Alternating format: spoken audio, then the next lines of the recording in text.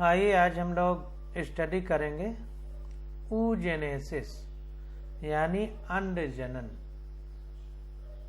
कहने का मतलब ये है कि जर्म सेल के द्वारा, फीमेल जर्म सेल के द्वारा ओवम का बनना oogenesis कहलाएगा।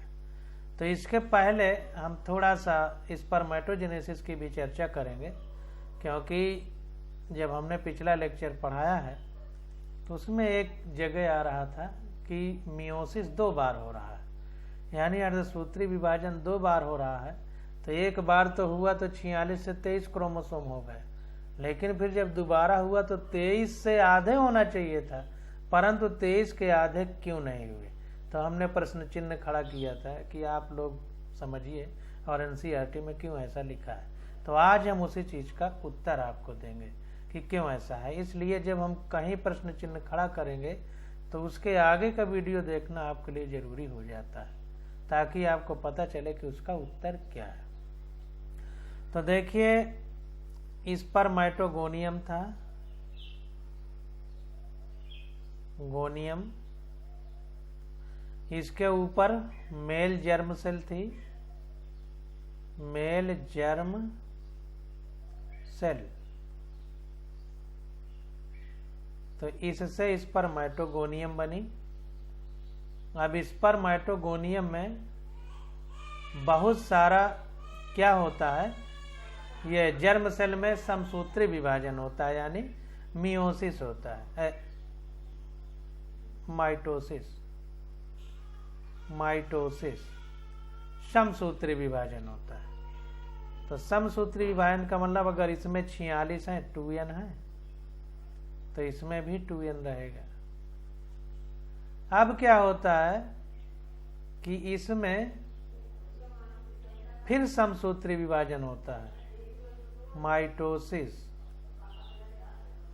जब माइटोसिस होगा, समसूत्री विभाजन, तो फिर प्राइमरी स्पर्मेटोसाइट बनती है, प्राइमरी स्पर्मेटोसाइट बनती है। थोड़ा सा रंगीन कम है, देखने में दिक्कत होगी। प्राइमरी स्पर्मेटोसाइट, तो ये भी 2n होती। तो जैसे बात है कि यहाँ भी माइटोसिस हुआ, यहाँ भी माइटोसिस हुआ। अब क्या होता है, इससे सेकेंडरी स्पर्मेटोसाइट बनती है, स्पर्मेटोसाइट बनती है। अब यहाँ पर मियोसिस होता है। तो ध्यान दीजिए, हमारी बात को सही से समझिए। यहाँ पर माइटोसिस हुआ, यहाँ पर माइटोसिस हुआ, लेकिन यहाँ पर मियोसिस हुआ। अब ये 2n वाला क्या हो गया, n, यानी प्राइमरी स्पर्मेटोसाइट हमारी 2n है, प्राथमिक शुक्राणु कोशिका जिसको कह सकते हैं, और ये द्वितीयक शुक्राणु कोशिका हमारी n है। तो यहाँ पर जो मियोसिस हुआ, यानी अर्धसूत्री विभाजन हुआ, तो 46 क्रोमोसोम अब 23 हो गए, 46 क्रोमोसोम अब 23 हो गए। अब हमने आपको क्रोमोसोम के बारे में बताया था कि इसमें 2 धागे जैसी संरचना एक साथ रहती है, ठीक ना। और एक धागे को क्या बोलते हैं, क्रोमैटिड बोलते हैं। तो कहने का मतलब ये है कि एक क्रोमोसोम में 2 क्रोमैटिड है, एक धागा ये हो गया, एक धागा ये हो गया। तो एक क्रोमोसोम में 2 क्रोमैटिड है। तो ये जो 46 क्रोमोसोम थे हमारे 23 हुए हैं, मतलब ये दोनों धागे सहित अभी बटे हैं, 23 एक तरफ चले गए, 23 एक तरफ। तो ये हमारा सेकेंडरी स्पर्मेटोसाइट बना। लेकिन अब जब इससे आगे फिर डिवीजन होगा, मियोसिस होगी, मियोसिस का मतलब अर्धसूत्री विभाजन, तो ये स्पर्मेटिड बनता है,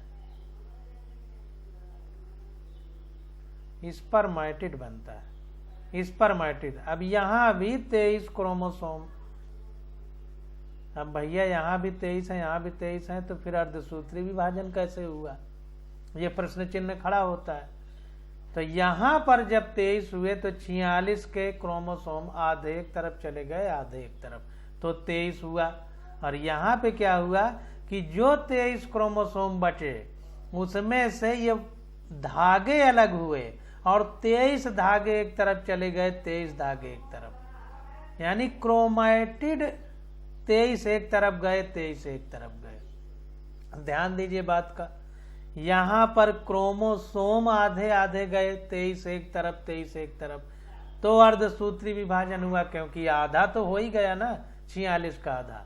और यहां पर उस 23 क्रोमोसोम के जो 2 धागे थे दोनों अलग अलग होके 23 धागे एक तरफ 23 धागे एक तरफ चले गए, तो 46 धागे थे तो फिर 23 हुए, तो फिर आधा हुआ, तो फिर अर्धसूत्री विभाजन लिख रहा है।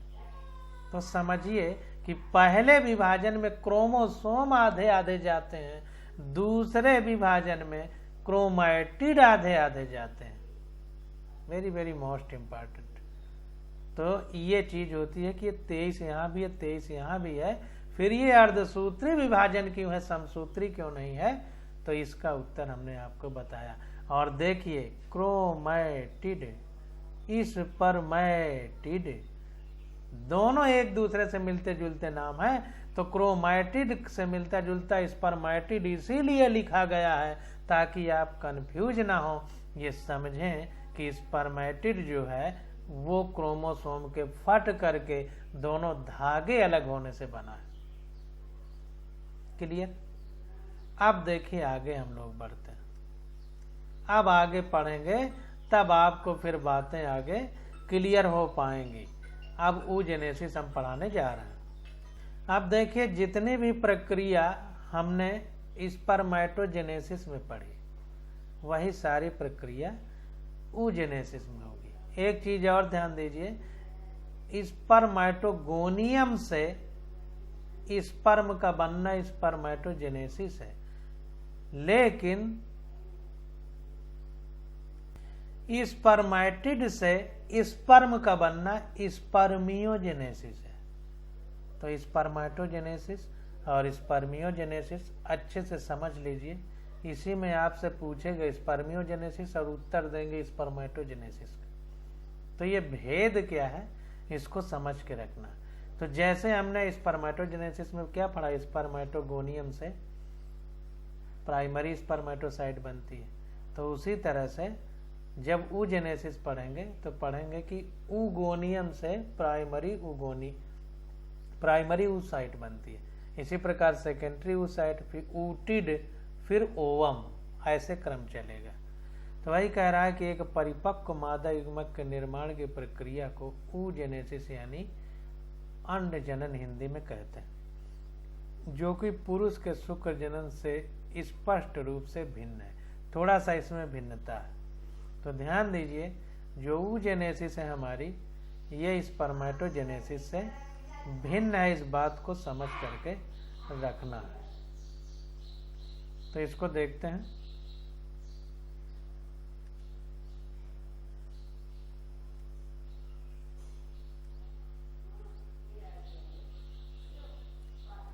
शुक्राणु जनन यानी स्पर्मेटोजेनेसिस oogenesis से एकदम अलग है। अंड जनन की शुरुआत भ्रूणीय परिवर्धन चरण से दौरान होती है, जब कई मिलियन मात्र युग्मक कोशिकाएं यानी अंड जननी यानी oogoनियम प्रत्येक भ्रूणीय अंडाशय के अंदर विनिर्मित होती है। तो जैसे बात जैसे oogoनियम स्पर्मेटोगोनियम से प्राइमरी स्पर्मेटोसाइट बना था, उसी तरह oogoनियम से आगे की प्रक्रिया शुरू होगी। तो वही कह रहा है कि अंड जनन यानी oogenesis की शुरुआत भ्रूणीय परिवर्धन चरण के दौरान होती है, जब कई मिलियन मात्र युग्मक कोशिकाएं यानी अंड जननी यानी oogoनियम प्रत्येक भ्रूणीय अंडाशय के अंदर विनिर्मित होती हैं यानी बनती हैं। तो उसी प्रकार से जैसे मेल सिस्टम में जर्म सेल से स्पर्मेटोगोनियम बनता था, वैसे ही यहाँ पर oogoनियम बन रहा है। कह रहा है जन्म के बाद अंड जननी का निर्माण और उसकी वृद्धि नहीं होती है,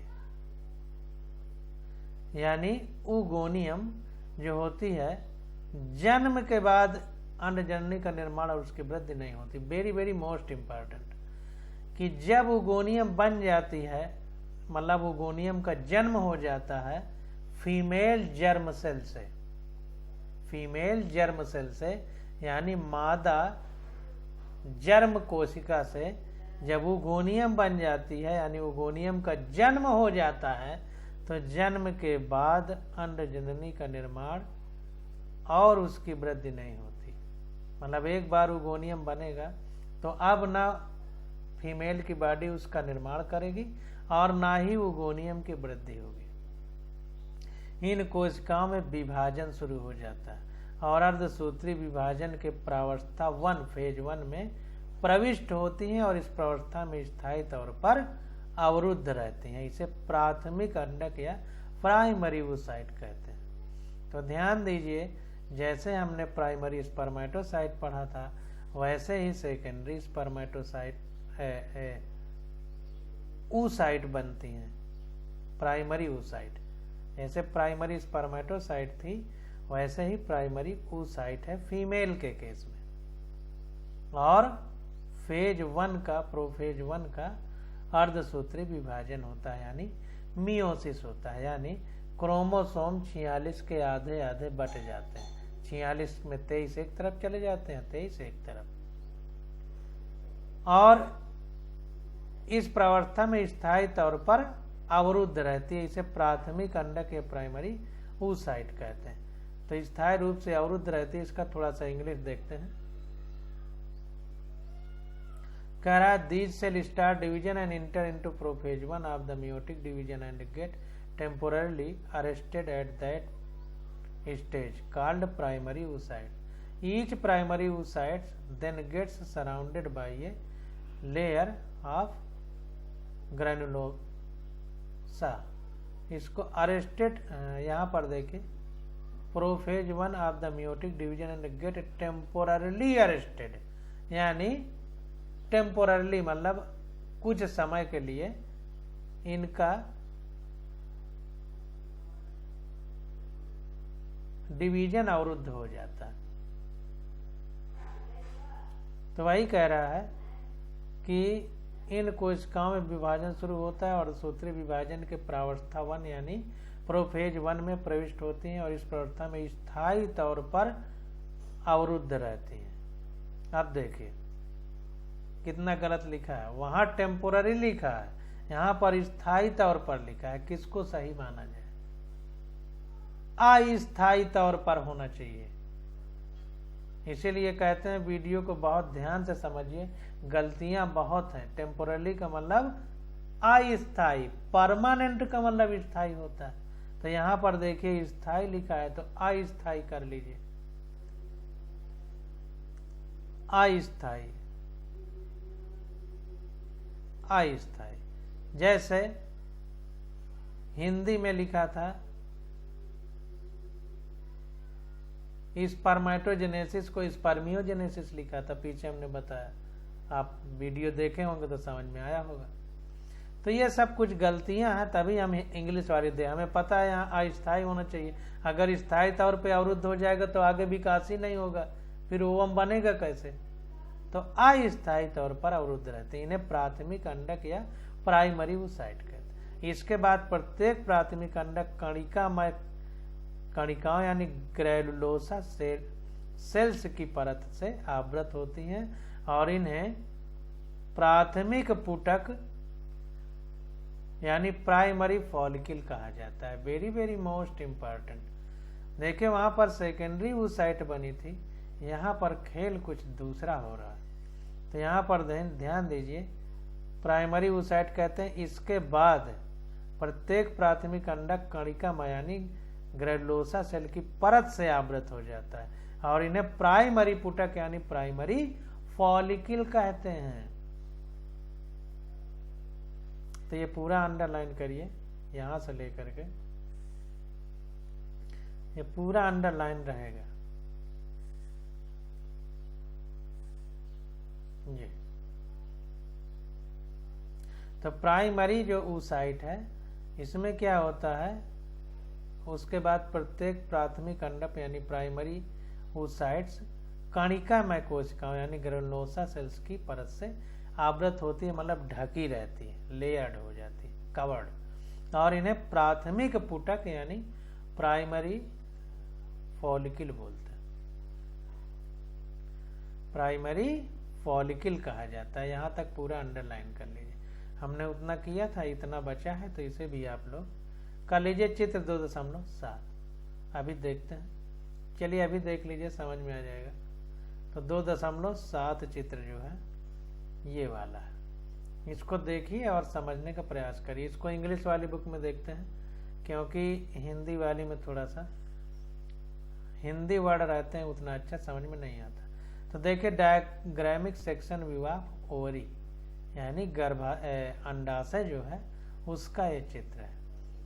तो यहाँ पर देखिए क्या है, ये ब्लड सेल्स हैं जो सप्लाई करके अंदर जो भी चल रहा है उस प्रक्रिया में अपना सहयोग देती हैं, उसे ऊर्जा प्रदान करती हैं। प्राइमरी फॉलिकल बन जाता है, जिसकी अभी हम बात समझ रहे थे। तो देखिए इसमें क्या होता है कि ये प्राइमरी फॉलिकल कैसे बना। पहले फीमेल जर्म सेल, उससे oocyte बनी, oocyte से जो है oogoनियम बनी, oogoनियम से फिर प्राइमरी oocyte बनी, और प्राइमरी oocyte में कैलोसम सेल की जो है लेयर ऊपर चढ़ गई, जिससे क्या बन गई, प्राइमरी फॉलिकल बन गई। तो अब आगे देखते हैं, जैसे जैसे आगे पढ़ते जाएंगे सब चीजें हम लोग डिस्कस करते जाएंगे। तो देखिए अब क्या कह रहा है,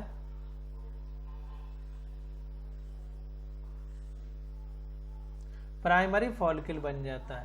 इस प्रक्रिया द्वारा इन पुटकों यानी फॉलिकल की भारी मात्रा में जन्म से यौनारंभ तक ह्रास होता रहता है। इसलिए यौनारंभ के समय प्रत्येक अंडाशय में केवल 60,000 से 80,000 प्राथमिक पुटक यानी प्राइमरी फॉलिकल ही शेष रह जाते हैं। तो ध्यान दीजिए, ये कह रहा है कि प्राइमरी फॉलिकल बनते हैं, लेकिन इस प्रक्रिया द्वारा इन फॉलिकल्स यानी पुटक की भारी मात्रा में जन्म से यौनारंभ तक ह्रास होता है। तो जब इनका जन्म होता है और जब यौनारंभ होता है तब तक इनका लॉस होता रहता है, ह्रास होता रहता है। तो इसको देखते हैं।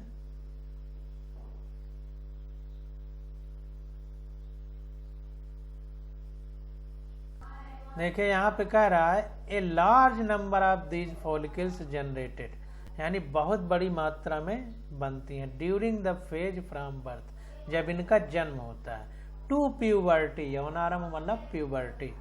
तो जब ये प्राइमरी फॉलिकल का जन्म होता है during the phase from birth to puberty.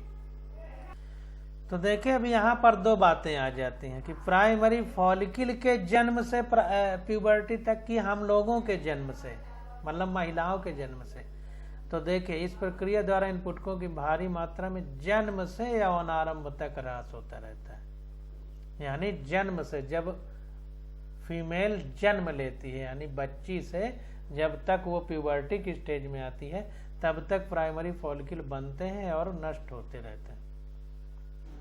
इसलिए यौनारंभ के समय प्रत्येक अंडाशय में केवल 60,000 से 80,000 प्राथमिक पुटक ही शेष बचते हैं। तो इसीलिए जब यौनारंभ होता है यानी प्यूबर्टी की शुरुआत होती है तो उस समय ओवरी में केवल 60 से 80,000 ही प्राइमरी फॉलिकल पाई जाती हैं, क्योंकि ये नष्ट होती रहती है।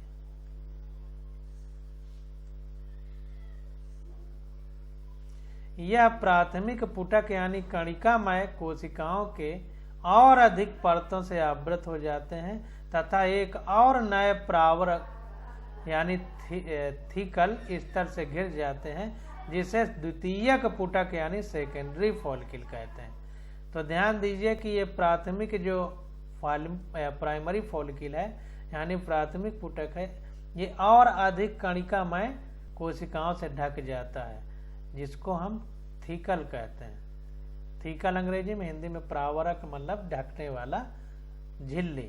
तो अब इसको क्या बोलते हैं, सेकेंडरी पुटक यानी सेकेंडरी फॉलिकल बोलते हैं। अभी तक प्राइमरी बोलते थे, अब सेकेंडरी बोल रहा है। अब देखिए क्या कह रहा है, कह रहा है यह द्वितीयक पुटक जल्द ही एक तृतीयक पुटक में परिवर्तित हो जाता है, जिसकी तरह तरल से भरी हुई गुहा को गह्वर या एंट्रम कहा जाता है। यह इसका एक विशिष्ट लक्षण है। Very very most important. Primary follicle से सेकेंडरी फॉलिकल कैसे बनी? क्योंकि और परत जो है उसके ऊपर चढ़ गई। अब सेकेंडरी फॉलिकल से टर्शियरी फॉलिकल बन रही है, और टर्शियरी फॉलिकल में क्या स्थिति बन जाती है कि अंदर एक कैविटी बन जाती है, गुहा, जिसको हम क्या बोलते हैं? खाली स्थान। इसको क्या बोलते हैं? एंट्रम बोलते हैं।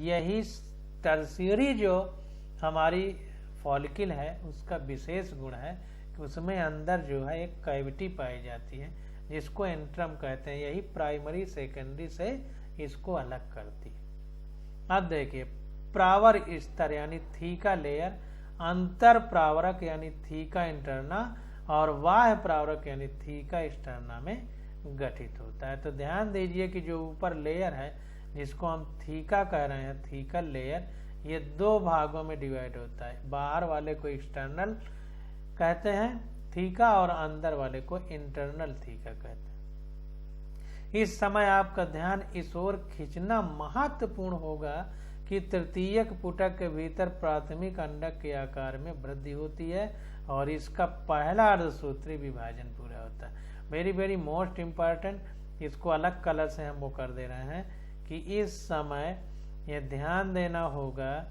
कि जो हमारा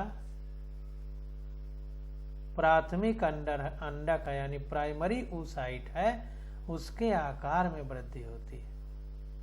प्राइमरी oocyte में, प्राइमरी फॉलिकल में नहीं, ध्यान देना, प्राइमरी oocyte में वृद्धि होती है और इसका पहला अर्धसूत्री विभाजन होता है। अब ध्यान दीजिए, जैसे उसमें पीछे लिखा था कि स्थायी अवरुद्ध हो जाती है वृद्धि। अगर स्थायी होती तो अब यहाँ क्यों वृद्धि हो रही है? तो इसका मतलब हिंदी में गलत लिखा है। तो ये चीजें ध्यान देना है।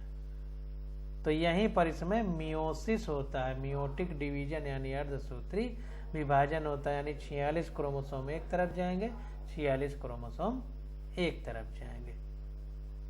पहले भी प्रोफेज में अर्धसूत्री विभाजन हुआ था, तो तब कैसा होगा? क्रोमोसोम 46 एक तरफ गए होंगे और आधे क्रोमोसोम एक तरफ गए होंगे। लेकिन यहाँ कैसा होगा?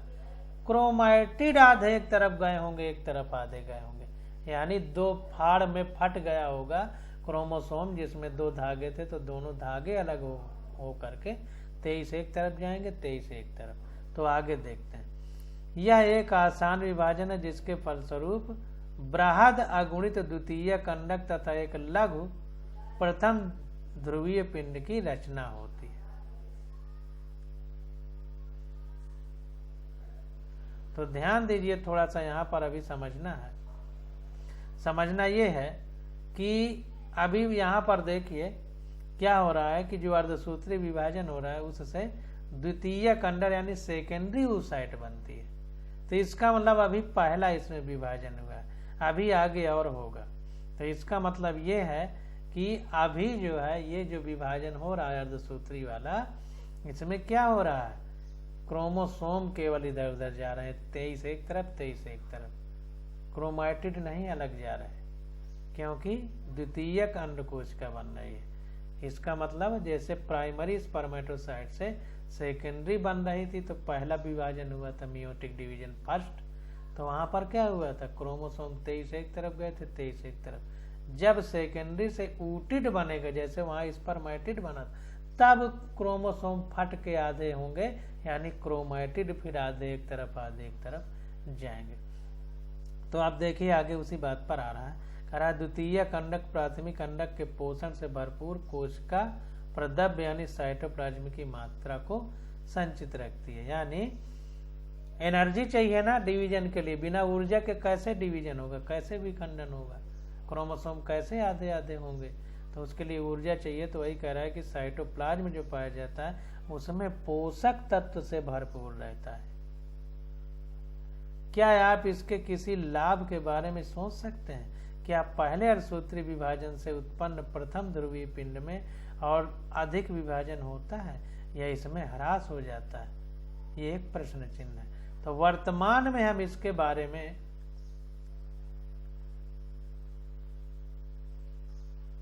सुनिश्चित रूप से बहुत कुछ नहीं कह सकते। द्वितीयक पुटक आगे चलकर परिपक्व पुटक या ग्राफियन पुटक या ग्राफियन फॉलिकल में परिपक्व हो जाता है। तो सेकेंडरी फॉलिकल देखिए, ध्यान दीजिए, सेकेंडरी फॉलिकल आगे चल करके ग्राफियन फॉलिकल में बदल जाता है। ठीक ना। अब देखिए आगे, सेकेंडरी फॉलिकल आगे चल के ग्राफियन फॉलिकल बन जाता है।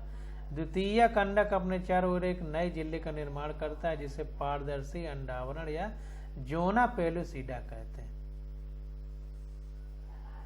जोना पेलुसिडा कहते हैं।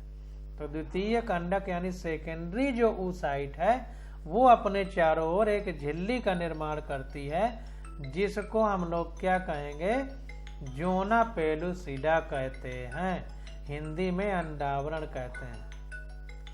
तो इस आवरण को हम लोग जोना पेलुसिडा कहते हैं। अब ग्राफी पुटक फटकर द्वितीय अंडक यानी अंडाणु को अंडाशय से मोचित करता है। इस प्रक्रिया को अंडोत्सर्ग या ओवुलेशन कहा जाता है। वेरी वेरी मोस्ट इम्पॉर्टेंट कि अब क्या होता है, जब जोनो पेलुसिडा बन जाता है तो अब ग्राफी पुटक यानी ग्राफियन फॉलिकल जो हमारा है ये फट जाता है और फट कर सेकेंडरी अंडक यानी द्वितीयक सेकेंडरी oocyte, जिसको अब हम क्या कहेंगे, ओवम कहेंगे, को अंडाशय से मोचित करता है यानी बाहर निकालता है अंडाशय से। तो इस प्रक्रिया को ओवुलेशन या अंडोत्सर्ग कहा जाता है।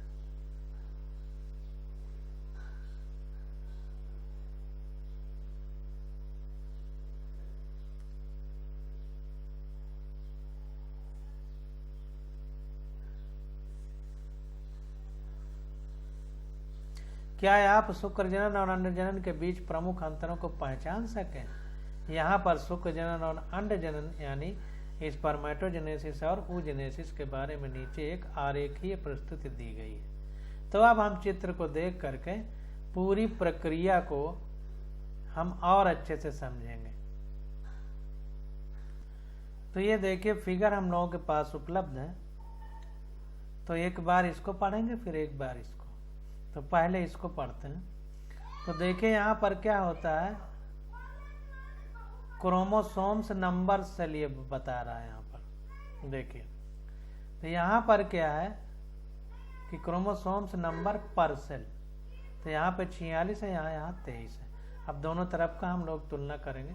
तो देखिए oogonia है, यहाँ पर स्पर्मेटोगोनिया है, यहाँ पर oogonia है। माइटोटिक डिफ्रेंसिएशन, यहाँ भी माइटोटिक डिफ्रेंसिएशन यानी सूत्री विभाजन हो रहा है। तो यहाँ पर प्राइमरी स्पर्मेटोसाइट बन रही है, यहाँ पर प्राइमरी स्पर्मेटोसाइट बन रही है। अब क्या होता है, फर्स्ट मियोटिक डिवीजन होता है, कंप्लीटेड प्रियर टू ओवुलेशन। ये ओवुलेशन यानी जब ओवम बाहर निकलते हैं ओवरी से, उसके पहले कंप्लीट होता है। प्रियर का मतलब पहले, इसको हिंदी में भी थोड़ा देख लिया जाए ताकि कोई कंफ्यूजन न। पहला अंडक और सूत्री विभाजन अंडोत्सर्ग के पूर्व समाप्त, यानी वो ओवुलेशन से पहले ही ये मियोटिक डिवीजन यानी अर्धसूत्री विभाजन कंप्लीट हो जाता है।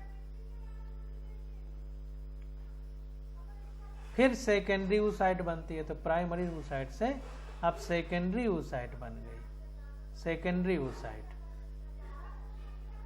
और सेकेंडरी oocyte से फिर ओवम बनता है। अब यहाँ पर देखिए क्या हो रहा है कि ये देखिए एट प्यूबर्टी चल रहा है, मतलब यौनावस्था प्रारंभ होने के बाद की सब प्रक्रिया। तो यहाँ पर देखिए स्पर्मेटोगोनियम है, यहाँ पर oogoनियम है। ये इसमें माइटोटिक डिवीजन होता है यानी सूत्री विभाजन द्वारा संख्या बढ़ाती है, बहुत सारी संख्या। अब एक को लेकर के चलेंगे। ये सब हमारी क्या है, प्राइमरी oocyte, प्राइमरी oocyte। तो ये प्राइमरी oocyte में अब मियोटिक डिवीजन होता है यानी अर्धसूत्री विभाजन होता है। और ये प्रक्रिया देखें, यहाँ लिखा है बर्थ, चाइल्डहुड, प्यूबर्टी, यानी जब से जन्म से पैदा हुआ बच्चा, फिर वो बच्चा रहा, फिर उसके बाद वो यौना अवस्था में प्रारंभ हुआ यानी प्यूबर्टी के बाद, जब 13 साल के बाद जो मेंस्ट्रुअल साइकिल चलती है उसके बाद की स्थिति। तो यहाँ पर देखिए ये बना है और यहाँ पर विकास हुआ और इसी से फर्स्ट पोलर बॉडी बन जाती है, फर्स्ट पोलर बॉडी। तो जब फर्स्ट पोलर बॉडी बनेगी तो उसी के साथ में जब इसका डिवीजन होता है तो 2 भाग होते हैं। तो 2 में एक फर्स्ट पोलर बॉडी बनाता है और एक सेकेंडरी oocyte बनाता है। एक फर्स्ट पोलर बॉडी फिर एक सेकेंडरी oocyte, और फिर सेकेंडरी oocyte में जब विभाजन होता है, सेकेंडरी oocyte में जब फिर विभाजन होता है तो फिर एक सेकेंडरी पोलर बॉडी बनता है और एक ओवम बनता है यानी अंडाणु। तो ध्यान दीजिए यहाँ पर प्राइमरी oocyte से प्राइमरी पोलर बॉडी बनता है, फर्स्ट पोलर बॉडी।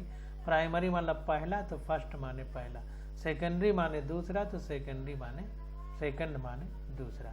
तो प्राइमरी oocyte में जब डिवीजन होता है तो एक फर्स्ट पोलर बॉडी बनती है और एक सेकेंडरी oocyte बनती है।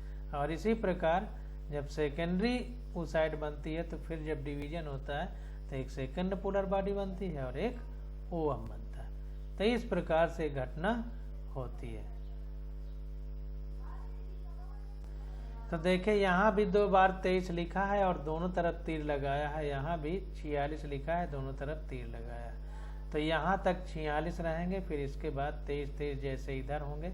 प्राइमरी स्पर्मेटोसाइट से जब सेकेंडरी बनता है तो सेकेंडरी जब बनेगा तो 46 का 23 हो जाएगा। फिर स्पर्मेटिड जब बनेगा तो फिर 23 में क्रोमैटिड इधर उधर जाएंगे, आधे आधे धागे जिनको क्रोमैटिड कहते हैं, तो फिर 23 होगा। इसी प्रकार इसमें देखिए सेकेंडरी oocyte से ऊटिड नहीं दिखाया, डायरेक्ट ओवम बना दिया है, इसको ध्यान देना। इसलिए दोबारा मियोटिक डिवीजन नहीं दिखाया द्वितीय वाले को, जबकि द्वितीय होना चाहिए। तो इसको देखते हैं थोड़ा सा। देखिए प्रोफेज 1, तो प्रोफेज 1 में जब क्रोमोसोम की संख्या आधी आधी जाती है दोनों तरफ तो हमारी क्या बनती है,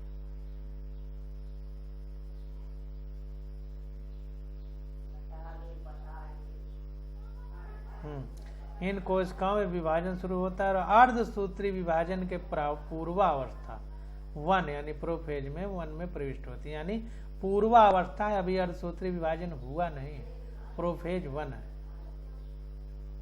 और इस अवस्था में अस्थायी तौर पर अवरुद्ध रहती हैं। इन्हें प्राथमिक अंडक कोशिका यानी प्राइमरी oocyte कहते हैं। यानी अभी अर्धसूत्री विभाजन के पूर्वावस्था में है, मतलब हुआ नहीं। इसके बाद क्या होता है, प्राथमिक अंडक कणिकाएं कोशिकाएं, कणिका में कोशिका यानी ग्रेनुलोसा सेल्स की परत से आवृत होती है और इन्हें प्राथमिक पुटक यानी प्राइमरी फॉलिकल कहते हैं। अब देखें यहाँ पर कह रहा है कि पहला अर्धसूत्री विभाजन पूरा होता है तो द्वितीयक अंडक यानी सेकेंडरी oocyte बनती है। सेकेंडरी oocyte जब बनती है तब पहला अर्धसूत्री विभाजन पूरा होता है।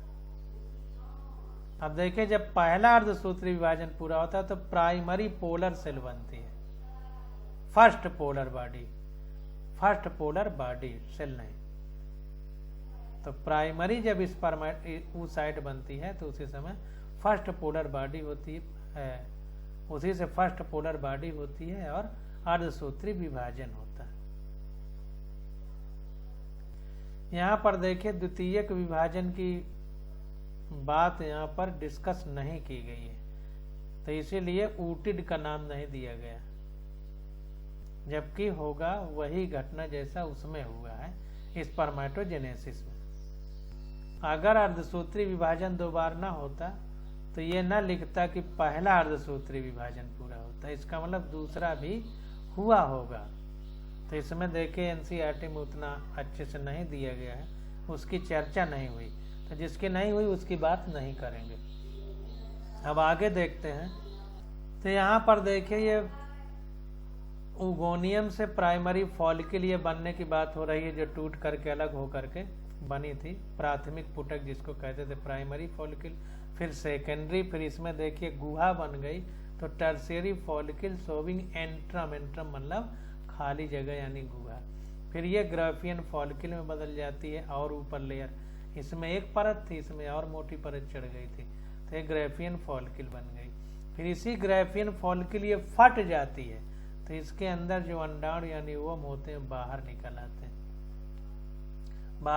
आते हैं और फिर ये जो बचता है ग्रेफियन फॉलिकल जो है, अब जब अंडा निकल गया इसके पास, जब तक अंडाणु था भीतर ओवम तब तक इसको ग्रेफियन फॉलिकल कहते थे। जब अंडाणु निकल गया तो इसको हम क्या बोलते हैं? Corpus luteum. तो ध्यान दीजिए, बहुत इंपॉर्टेंट है। अब इसको हम कार्पस ल्यूटियम बोलेंगे। तो इस प्रकार से देखिए सारी चीजें हम लोगों ने पढ़ी हैं। अब यहाँ तक पढ़ने के बाद अब अगला जो आता है वो हमारा आ जाता है मेंस्ट्रुअल साइकिल यानी आवर्त चक्र। तो इसकी स्टडी हम लोग अगले लेक्चर में करेंगे। आज बस यहीं तक।